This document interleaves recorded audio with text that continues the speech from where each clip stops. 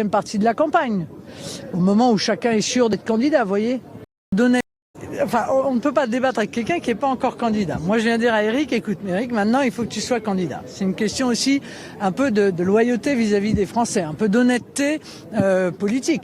Il faut que chacun annonce sa candidature, et puis quand tout le monde aura annoncé sa candidature, eh bien, des échanges pourront avoir lieu.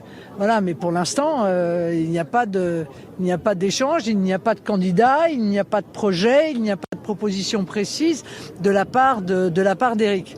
Mais très certainement, ça viendra. Je débattrai, moi, dans la deuxième partie de la campagne, au moment où chacun est sûr d'être candidat, vous voyez. Est-ce qu'il y a de l'inquiétude? Non, j'ai pas d'inquiétude. C'est peut-être parce que j'ai de l'expérience.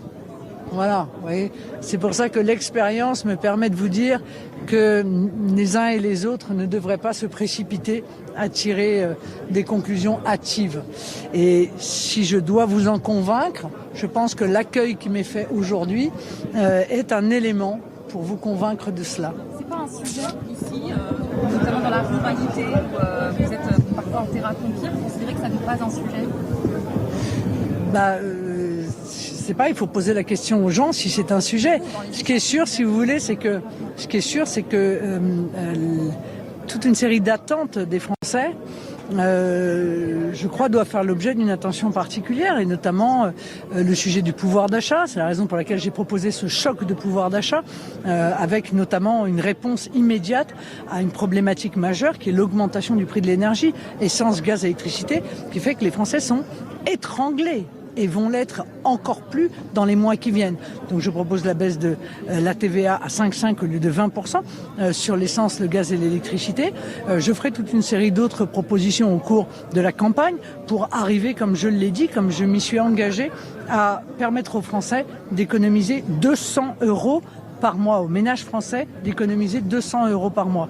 Croyez-moi, ça va beaucoup améliorer leur situation, car aujourd'hui, cette situation est très tendue. Donc l'immigration et l'insécurité sont des sujets, vous le savez, ça fait des décennies que nous en parlons. Nous avons beaucoup travaillé, nous avons maintenant un référendum clé en main sur l'immigration, très précis, que chacun peut consulter. Sur l'insécurité, nous avons fait des livres blancs qui là encore sont extrêmement précis, mais il y a aussi d'autres sujets auxquels il faut répondre, notamment les préoccupations écologiques, le pouvoir d'achat, la santé. Voilà, tous ces sujets-là ne peuvent pas être évacués d'un revers de la main, je le crois. Il faut que l'essence soit considérée comme un produit de première nécessité. Oui, l'essence, le gaz et l'électricité sont, à mon avis, des produits de première nécessité.